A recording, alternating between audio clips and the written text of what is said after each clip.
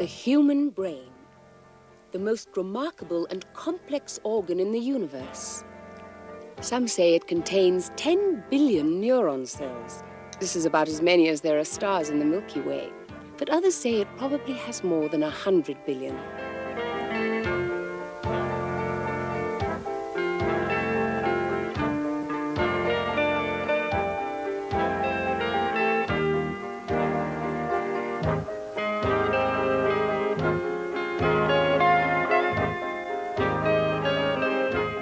End to end, the neurons of the human brain equal the distance of the Earth to the Moon.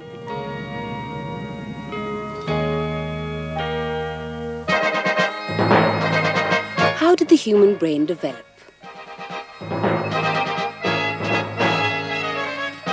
Life began approximately 3 billion years ago. First, there were algae, then bacteria, then invertebrates, then fish, and then reptiles.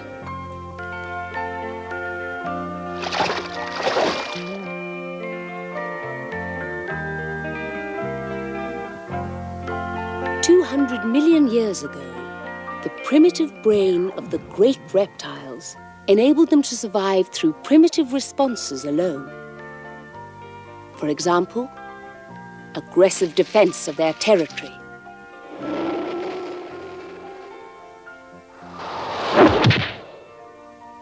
Responses such as these also exist in modern man.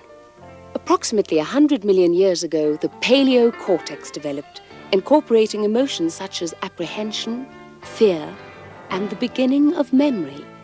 In a situation of danger, the instinct for survival is demonstrated by flight.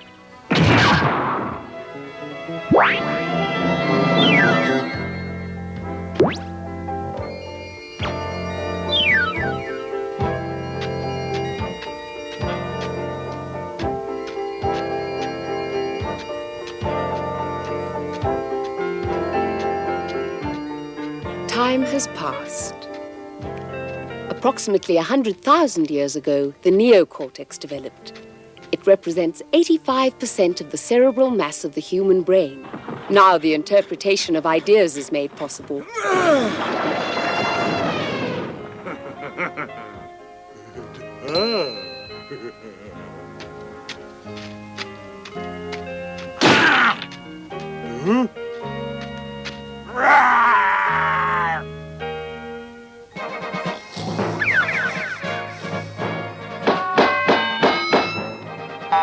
Calculations. Elephant plus club equals food and hide and bones equals art.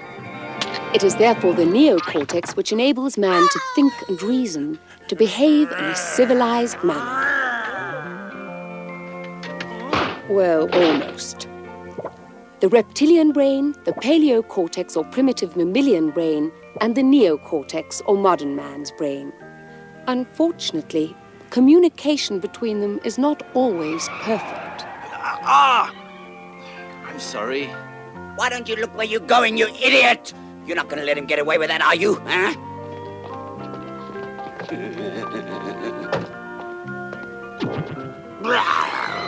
Is there anything wrong here? Well then, move on.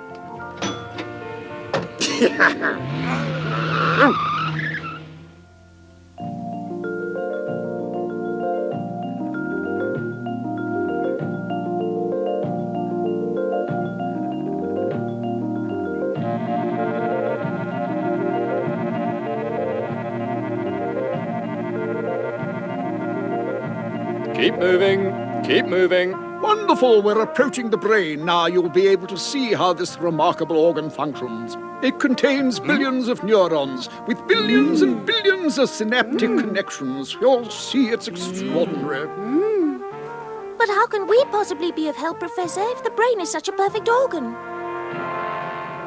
Is oxygen really so important to it? Yes, very important, Globin. The brain's needs are really enormous. It uses 2,000 litres of blood a day, which provides 60 litres of air. This is 20% of the body's oxygen requirements. Without us, if the brain were deprived of the oxygen we supply, fainting, and then loss of consciousness would occur. If the supply was cut off, say a few minutes, the brain would suffer irreparable damage and the whole organism would simply die. Is anything wrong, Professor?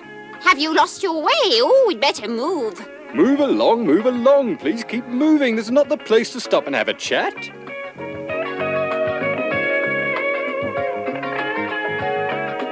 Move a little faster there, Gramps.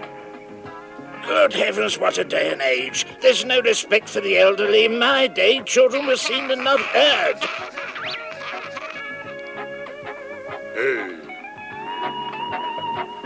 Oh? Can I help you carry some of your oxygen bubbles, my pretty Globin? Oh, whoa!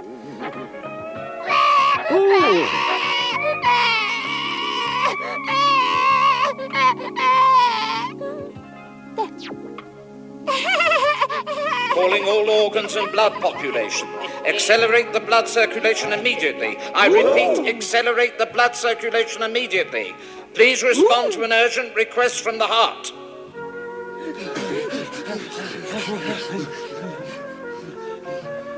Well, Professor, aren't you coming with us? No, children. You see, we are independent of the rest of the body. What happens elsewhere doesn't concern us. Even if it has to do with the heart? Oh, no, the brain doesn't obey. It commands. It has absolute priority, Globin, even over the heart. Oh, no. Not you lot. Take that passage over there. But why aren't they coming with us? Because oxygen is what the brain needs most. And also sugar. But they have to take special passageways assigned to them.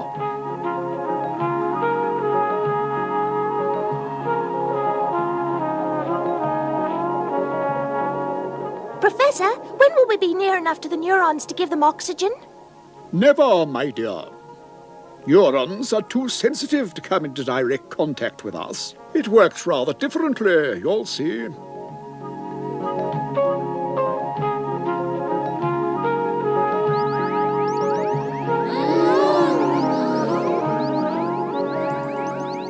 There you are.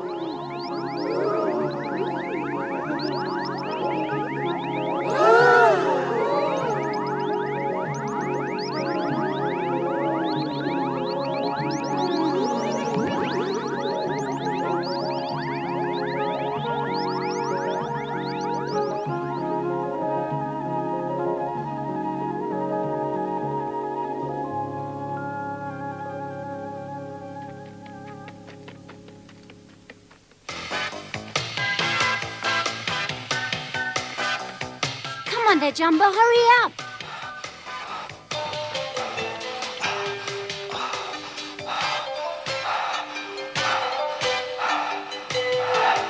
Somewhere inside the dendrite nerve end, a little messenger is waiting to relay the message along the axon.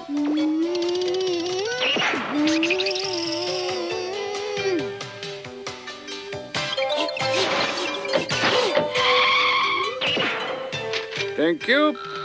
First is, eh? Right, we'll transmit that message.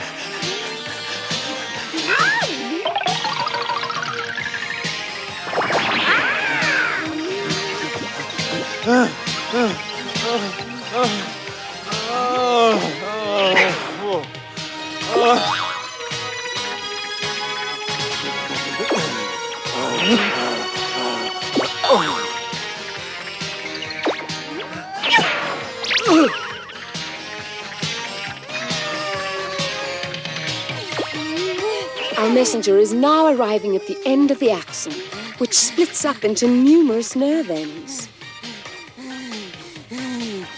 Each nerve cell has 100,000 synaptic connections, and as we know, the brain has 10 billion nerve cells. Try to imagine how many synaptic connections there are if these two figures are multiplied. Little chemical messengers now arrive at the nucleus of the neuron and pass on their messages to be processed. And so, what are they asking for? Jumbo is thirsty, sir. He's terribly hot. Shall we ask for the breathing to be accelerated, sir, do you think? And also for a rising temperature, sir. We'll send messages to the heart, the lungs, and the diaphragm. Isn't that right, sir? Have you finished showing off? Your job is to transmit to the medulla oblongata. Is that clear? It will decide the rest. Get going now, all of you. Move.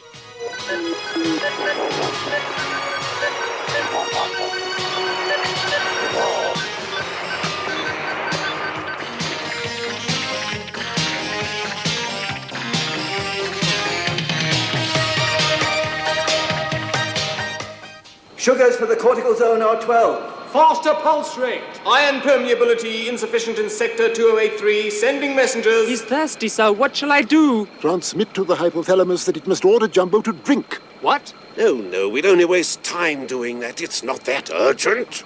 Now look here, we've already made the temperature rise. And also asked for perspiration. And the acceleration of the breathing. But I still say we must transmit the order to drink. No, we must first ask the heart to beat faster. And the lungs to breathe harder and the thermoregulation. No. We cannot ask for everything all at once. We must get our priorities right. Oh, you old fool. You're the old fool. Quiet, idiots! Now wait, huh? We'll transmit everything to the forebrain and it will make the right decisions.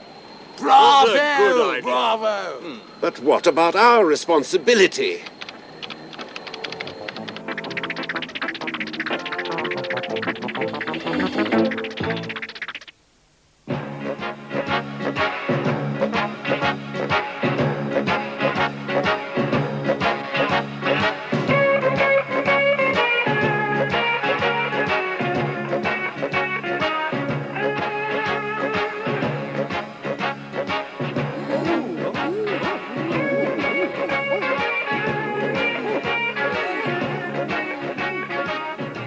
These neurotransmitters really move fast. Yes, at least 1,000 times faster than we do.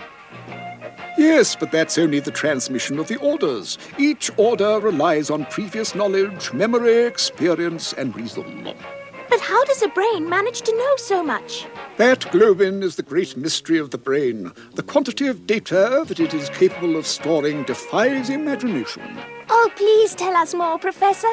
Well, let me see. Move along there, please. Hurry up. The brain receives information from all the senses and all the organs as well. It then distributes the information among its neurons, or nerve cells, if you prefer. It's thought to happen more or less as follows.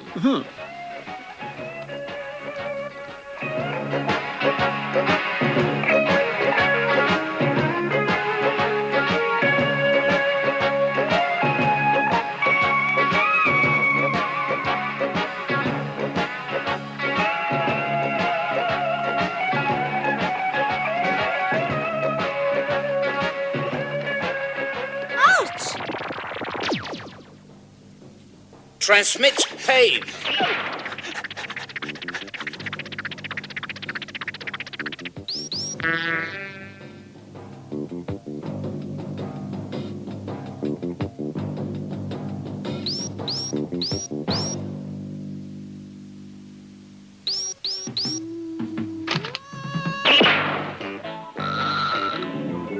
First, we must register that a thorn pricks.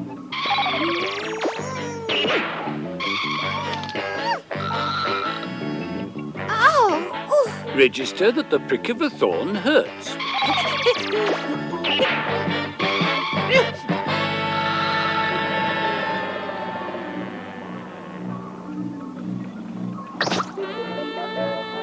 A thorn prick causes a wound that bleeds. Please commence manufacture of proteins for the storage of this information. Well, where are those proteins? We must hurry. The information to be stored is arriving.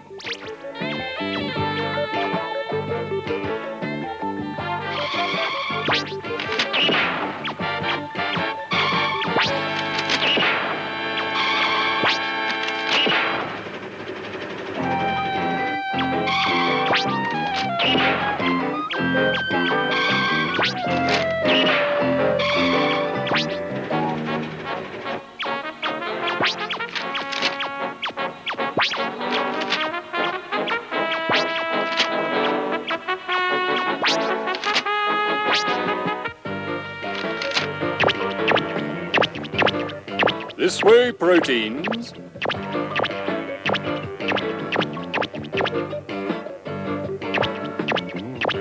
A thorn pricks. That way. This way for the pain, please. Straight ahead for the blood. Blood is red. This way, please. Blood is sticky. This way, please. Blood stains. This way, please. Blood is warm. This way, please. Hot, hot. Oh, here we are.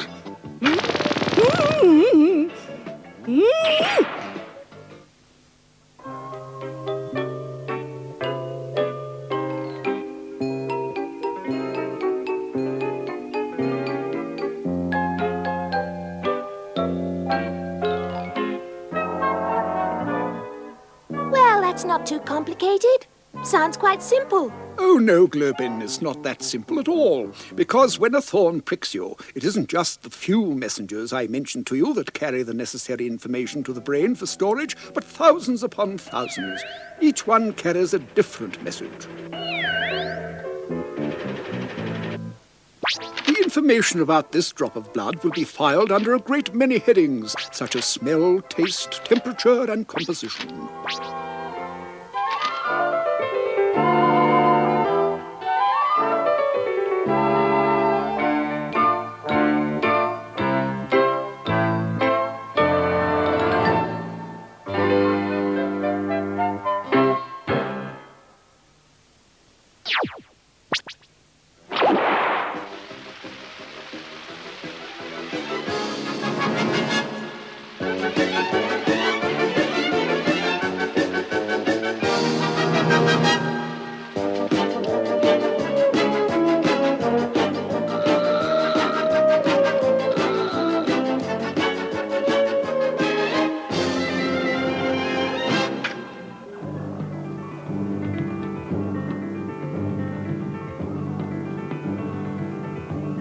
Well, Rose, register that it smells good.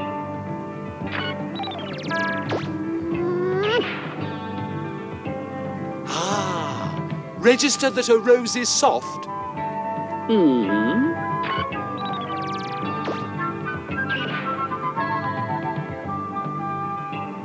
Register that a rose is beautiful, sir? Ah! Yippee!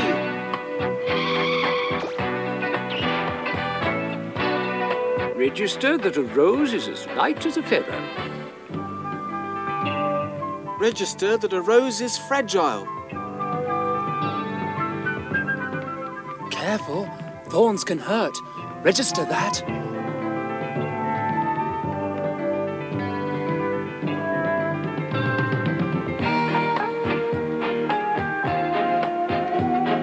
A rose is pink. No! What? Red! A rose is pink. A rose is white. No, a rose is yellow. No, it's I'm not. It's telling you, white. a rose is Yellow. pink. Stop, that's enough now. Stop arguing. In fact, you're all correct. Because roses can be all those colours and more. All the colours she saw must be registered, so get a move on. But, Professor, how does the brain manage to store all that information and what happens to it? Oh dear, you have not been paying attention, young Globus. When, for example, the eye receives information or perceives danger, it sends this message to the brain, which draws on its stored knowledge and orders the necessary action to be taken.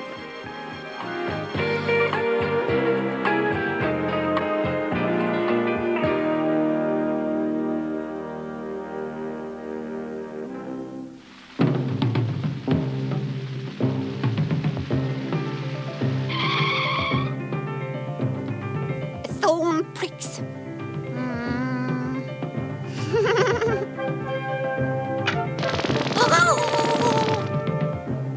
I must transmit this.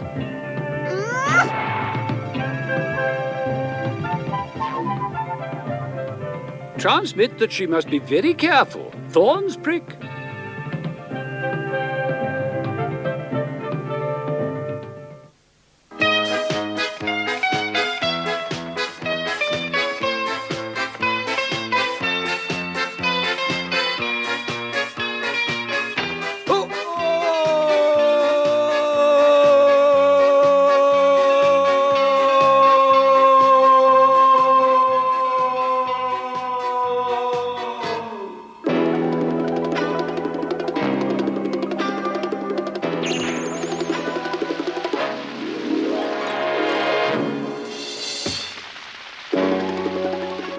informed the cerebellum immediately that there's a risk he might lose his balance.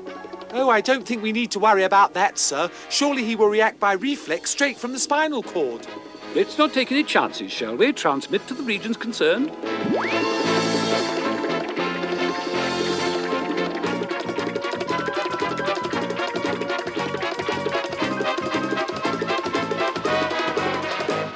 This is the cerebellum control room. There's a risk of loss of balance. Automatic regulation through reflex action. Activate automatic regulation. Inform the cortex to take emergency measures. This is the cortex control room. Order left leg to move forward quickly to help regain balance. Instruct the hypothalamus to order the adrenal glands to pump adrenaline. As a precaution, bring the arms forward in order to absorb the shock if he should fall.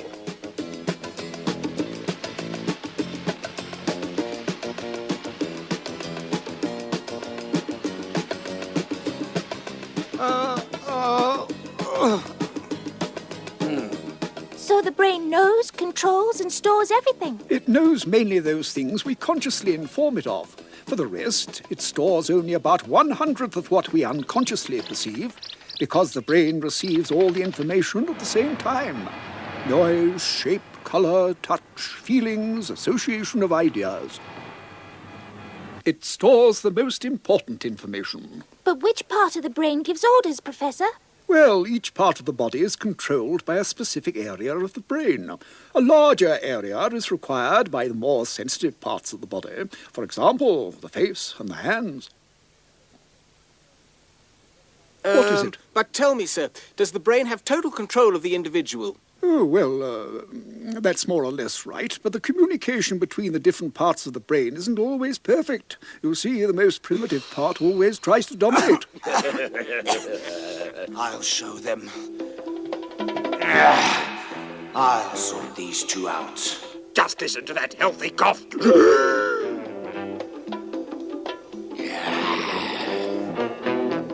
Speed up the pulse, increase the blood pressure, make more sugar, get ready to attack!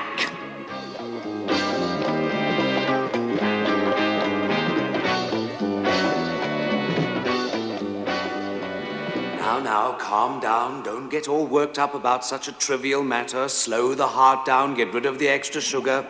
Why doesn't he mind his own business? Who's in control here?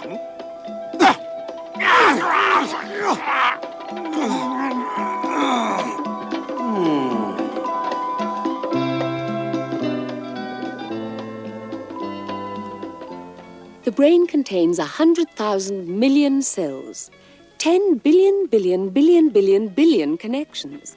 It is capable of 1 million reactions per minute.